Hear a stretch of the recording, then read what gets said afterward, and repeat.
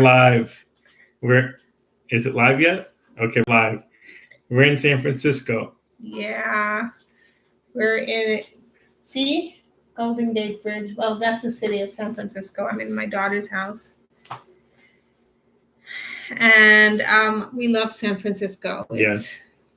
It's got the weather here is always nice and cool and breezy, and my daughter just had a baby, so I'm enjoying my granddaughters and my daughter and my son-in-law. It's just wonderful to be here. Our first Shabbos in San Francisco in a while. Yeah.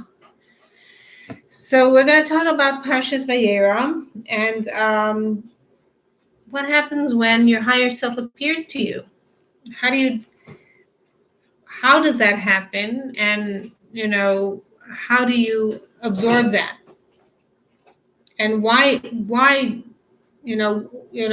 how do we get to that level where our higher self appears to us? And that's what happened to Avram Avinu in the portion of Parshas Vayeira. God appeared to Abraham, right? Yes. After he got circumcised at the age of 99 years old.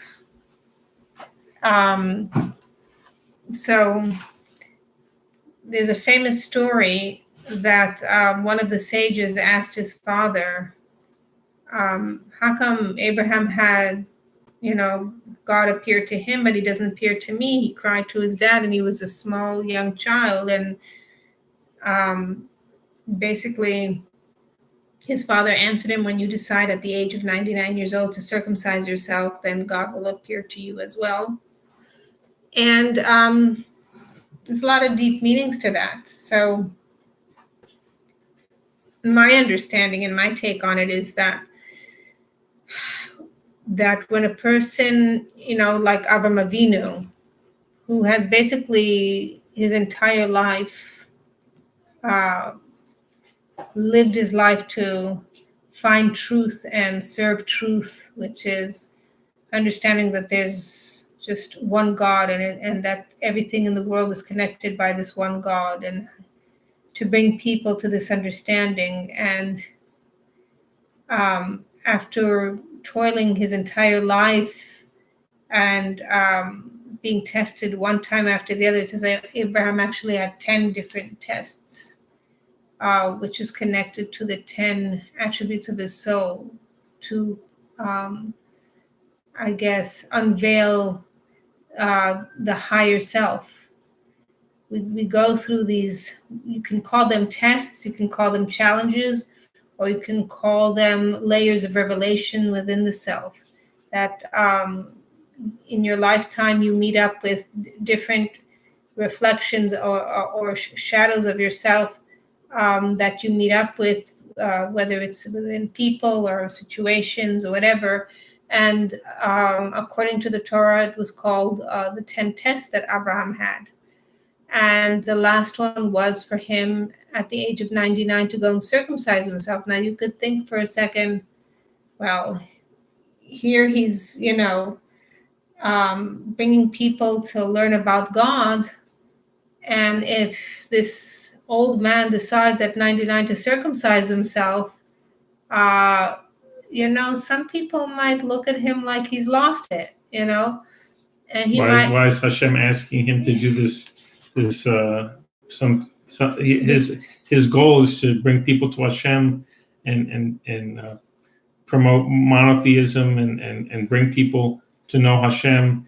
And God, Hashem is asking him to circumcise himself, which people might look at that as bizarre, or strange.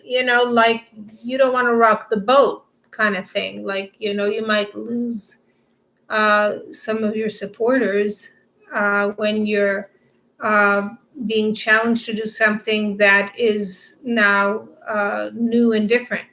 Because moving towards truth, things never really stay the same.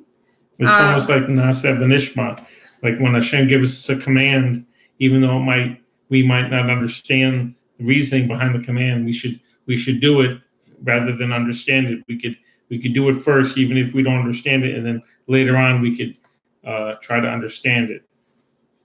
Yes, that's the basic prerequisite to keeping, to delving into a higher truth. It's almost like you need to first experience it before you'll understand it.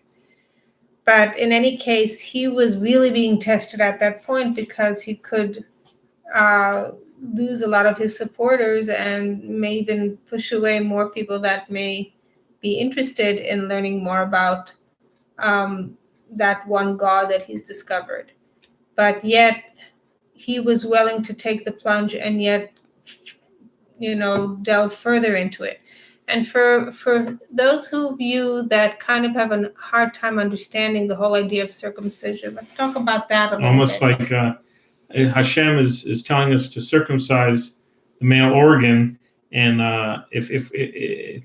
seemingly if you do that circumcision, you might think it's weakening that organ and making it weaker, but really the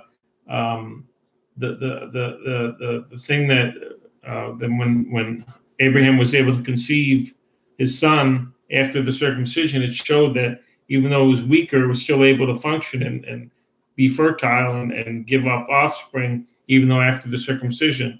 So it was almost like showing that like circumcision of the heart, you had to take off that layer. That it's really not crucial for the function of the organ. It still works. And the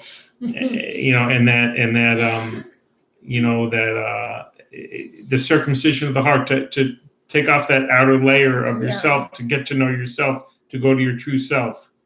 Yes, it's almost like an act of faith, an act of emunah. Yes, because it says that when Adam was created, after supposedly they ate from the tree of knowledge, it says that the foreskin grew on that organ, so to speak, and it represented a separation between him and the Creator. So now, and it's almost like if the perfect. I'm trying not to get too X-rated here, but basically, no, I just want to make it so they understand why I said that. The organ is the closest related to the letter Vav in Hebrew, okay? And Vav in God's name represents the letter that comes to, creating and revealing everything into the world. It represents Malchus, the spine. No. Vav is numerical value 6. 6. And 6 represents the 6 days of creation. Mm-hmm. And 6 emotional attributes of the soul: kindness, severity, compassion, victory, humility, and foundation. Basically those 6. And then going into the 7th, which is Malchus, which represents the Sabbath, which is the recipient of the 6. So the first 6 represents the male, the 6 days of the week, while the Sabbath represents the female, which is the recipient of the 6, okay? So taking off the foreskin, okay, represents how the 6 days has a contracted light, a veiled light of God in creation. Taking off, and which means your consciousness is veiled. You're looking through a veil. Your perception and interpretation of reality is through the veil. Taking off the foreskin from that organ represents taking off the foreskin from the 6 days of consciousness of which the world that was created, to bring it back to its oneness.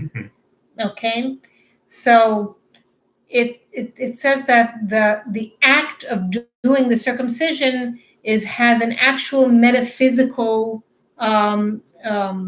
what's the word for it? Action or result. I can't find the word for it. What's wrong with metaphysical effect? There's a metaphysical effect. Taking off the foreskin. Taking off the foreskin on a spiritual level and even on a physical level. And so, like circumcision of the heart. It's like a circumcision of the heart, yeah, because exposing.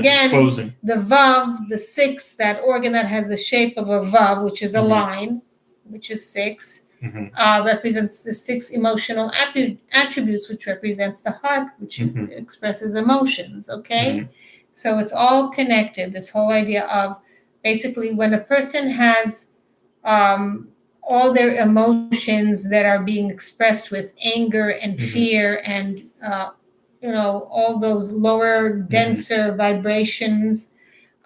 It's an expression of a veiled heart, a closed heart. Okay, we want that heart to be open to receive higher, in order to be able like to more sensitive, to become more sensitive. So in order for you to proceed forward, it's almost like, the circumcision is also connected to letting go of all those things that no longer serve you. Letting go of extra your story, the surroundings of everything, your surroundings and everything that doesn't serve you anymore. You're letting go of all that, the toxic energies, so that you can move forward. You're freeing yourself from all that. So that is when you have your higher self is able to come in and reveal itself to you, because you're letting go of everything that doesn't serve you anymore, and you're clearing the way for something new to come in. It's almost like you have a house full of clutter, like even hoarders sometimes, you have a house full of clutter and they're holding on to things that they don't need anymore. Now, how am I going to fix my house and make it beautiful if I'm holding on to things that are, you want to be a free bird. You don't want to be a minimalist.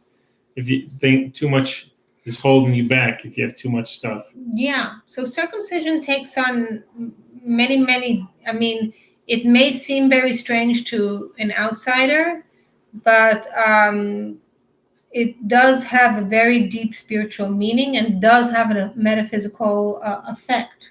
And also circumcision, when you talk about circumcision, like why do we have to, do something after God? If God created us, why didn't he just create us already circumcised? Why can't we just be born without a foreskin? Why does Hashem expect us to have this procedure done, this surgical procedure done on us on the 8th day after we're born? Because Hashem wants us to do the work. He wants us to have to do something to ourselves, to us do the work to make ourselves perfect. Why aren't we just born perfect without a foreskin? Because Hashem wants us to do something, a physical action, a mitzvah, to remove the foreskin, to make our bodies perfect.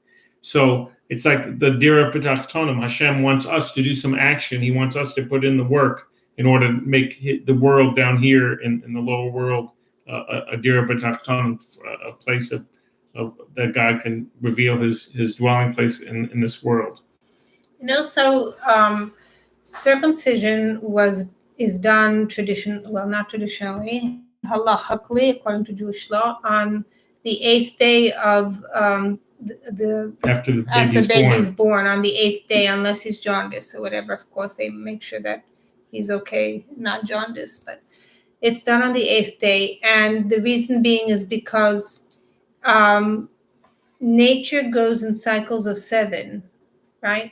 So the 8th day represents going above nature. So Avraham Avinu was all about going above nature. Everything in his life was like when he was told he was going to have a child, he looked into the stars and he knew a lot about astronomy, and he said, I don't see anything in the stars that show I'm going to have a child. And God told him, no, come with me above the stars.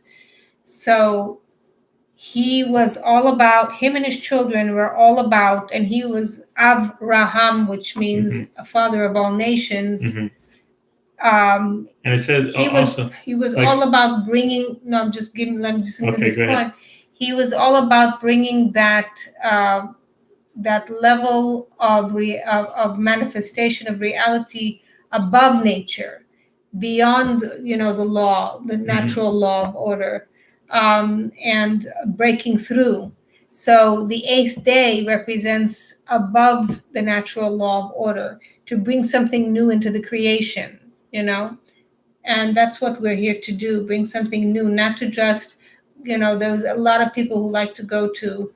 They need to know what's going to happen, and they're full of fear and they go to the psychics, and they go to the card readers, and they go to even Mekubalim.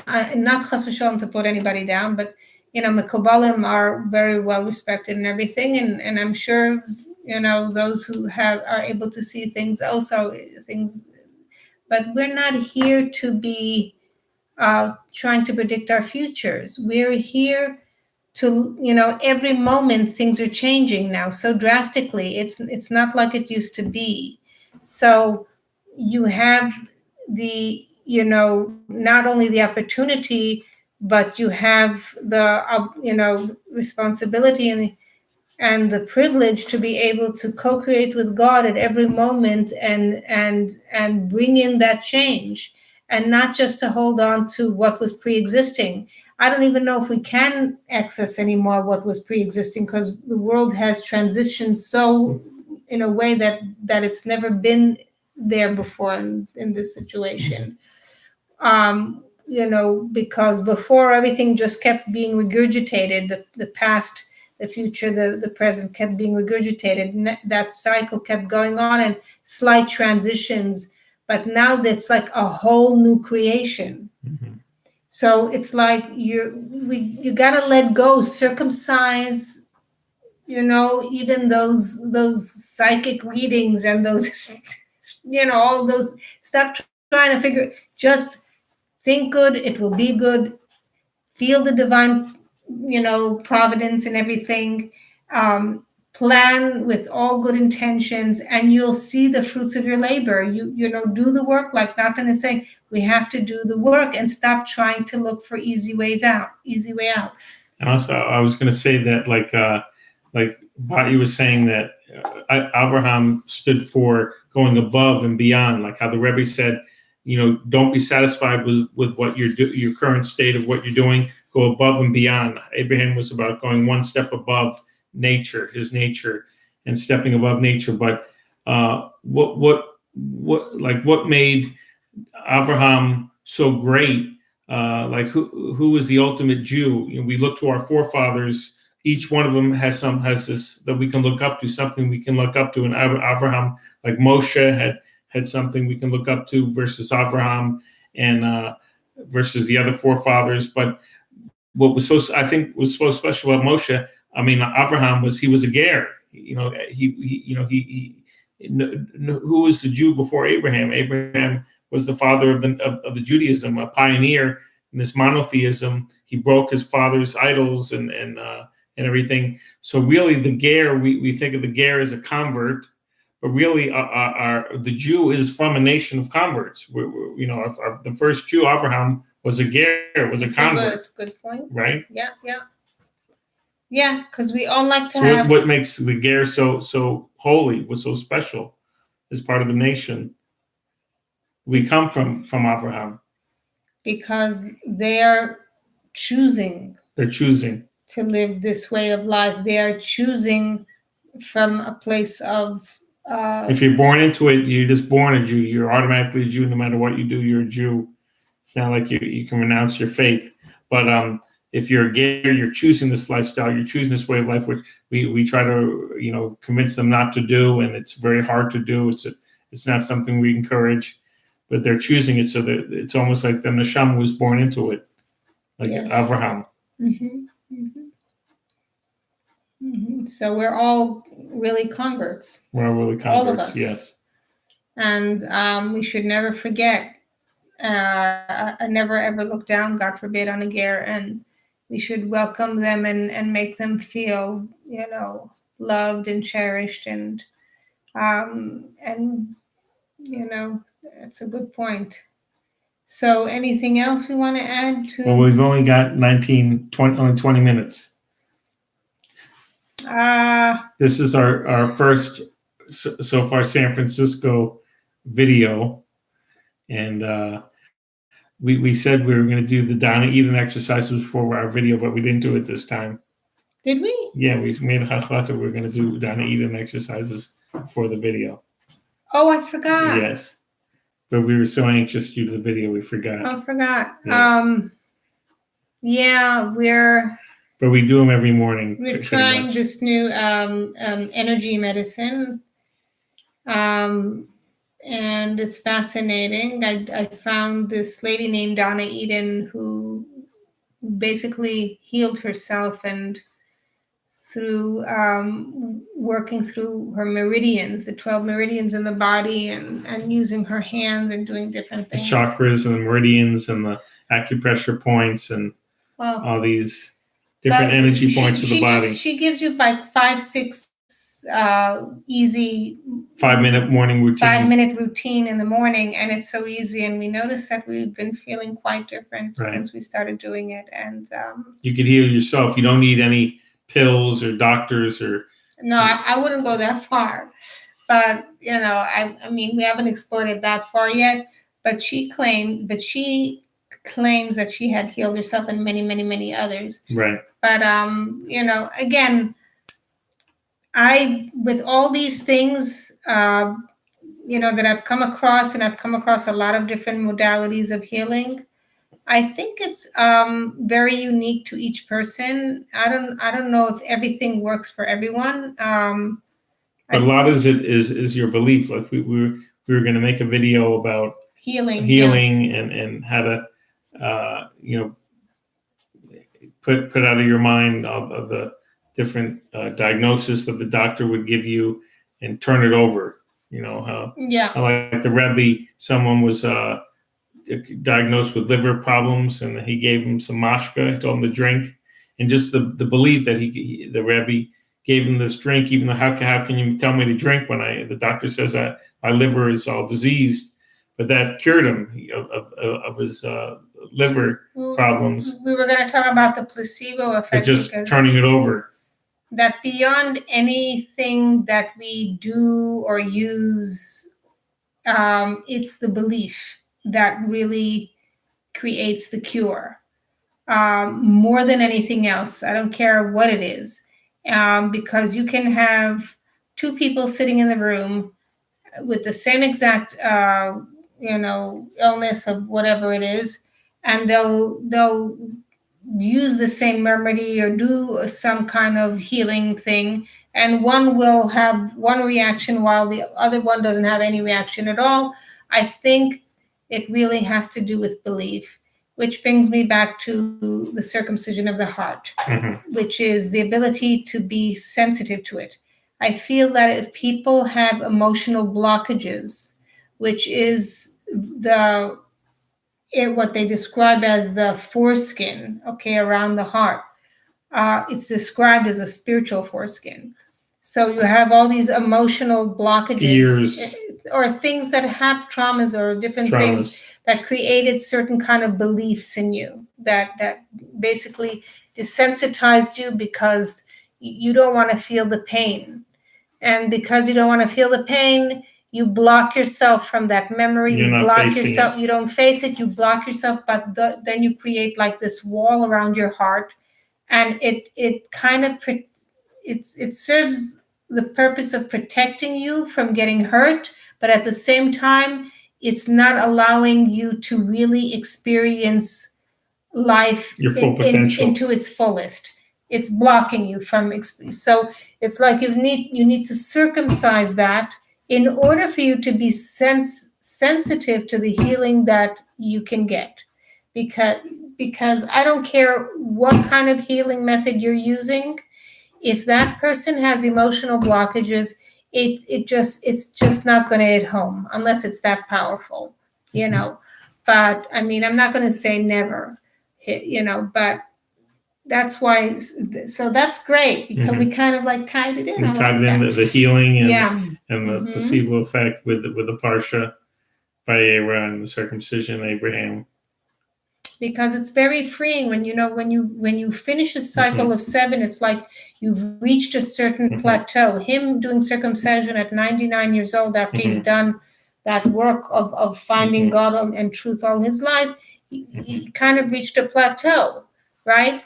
But after that plateau, the circumcision on the 8th day represents, okay, now go to your infinite self. You've reached a plateau, break through. Don't think that, okay, I'm saturated with all of me and everything I think I know. No, there's always more to learn. There's always more to explore. It's just infinite. And that's what the number 8 is. It's that sign of infinity.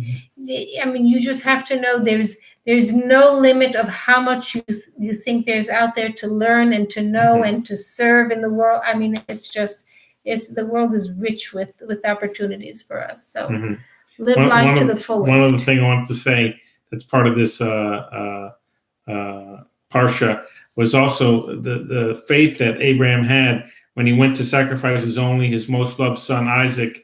He listened to Hashem. Hashem said, go and sacrifice your son, Isaac.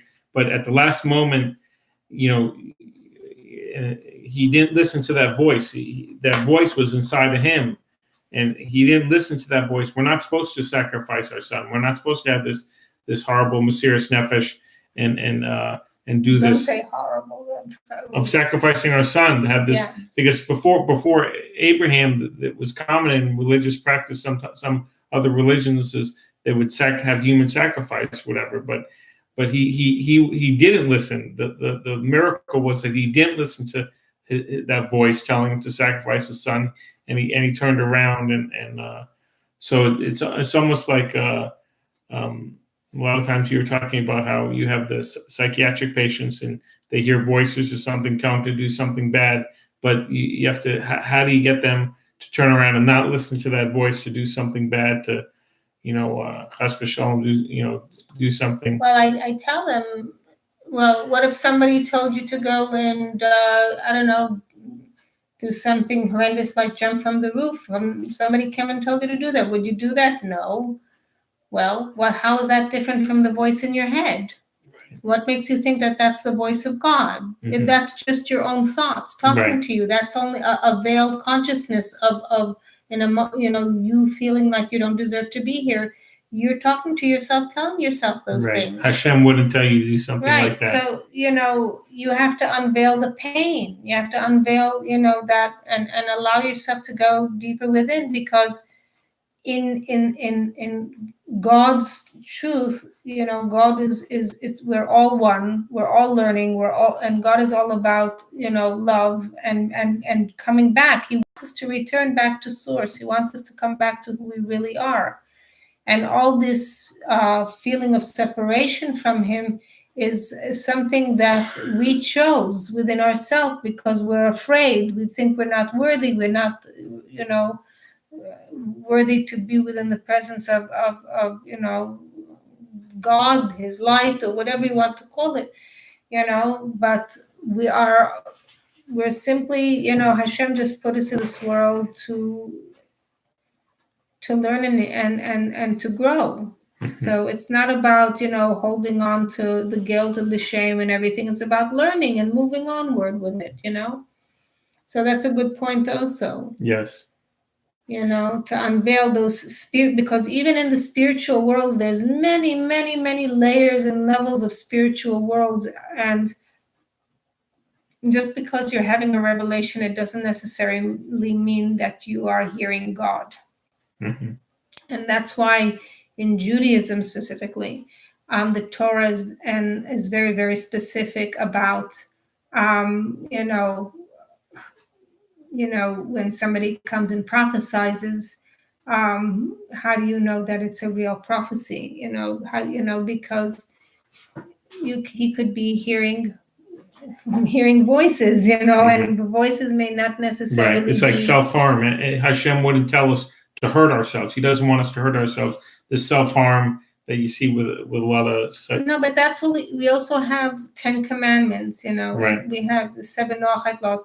There's certain laws of morality that if someone will come and tell you to do something that is against those laws of morality, that's already a signal telling you, well, something's off over here, and we also need to search deep within ourselves, like Abraham did, to know what is our intention when we're doing something, and not to just jump on a whim, like think, a lot of times we think that look at yourself to see, why am I doing this? Am I doing this to impress others, or am I doing this because I feel this is a really, the intention behind what the you're intention doing. behind what you're doing is very, very Big important. difference.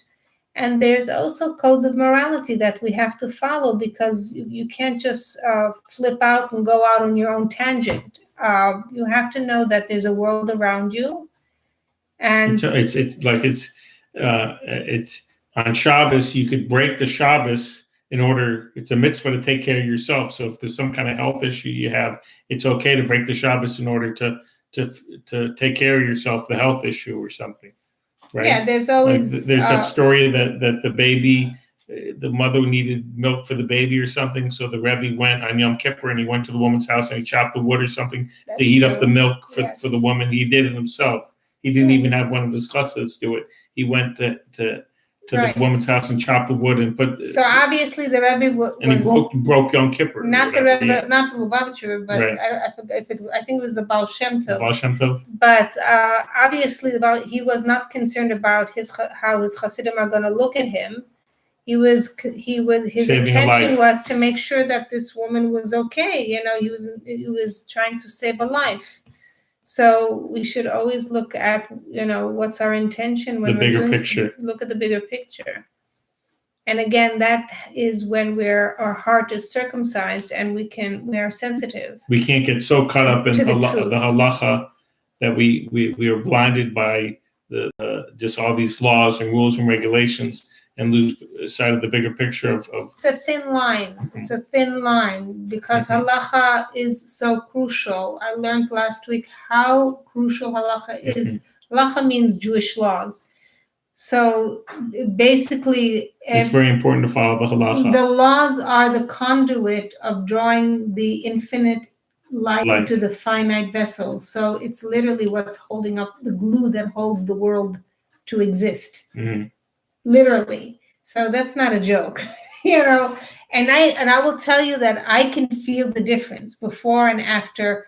I had like 7 years or so. That's a cycle, 7 years, that I wasn't keeping the laws, and you feel much more settled. There's less confusion.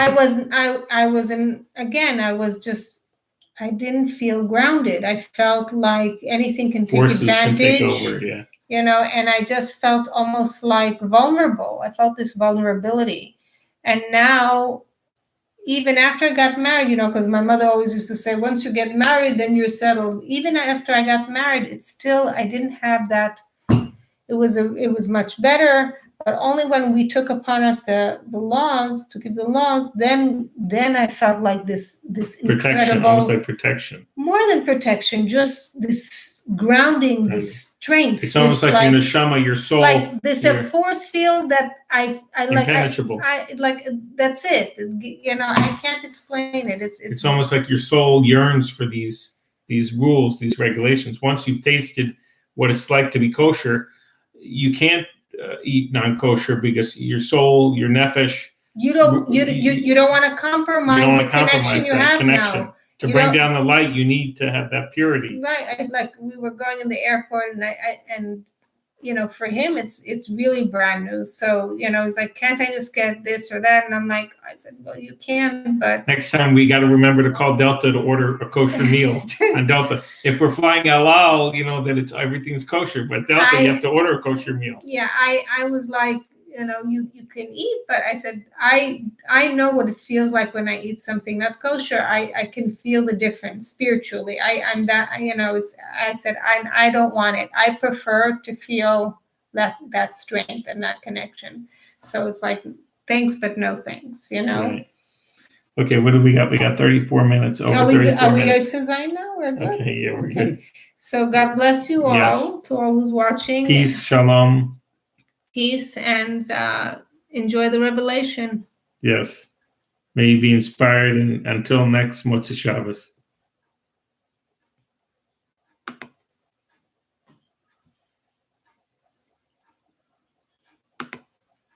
You liked it?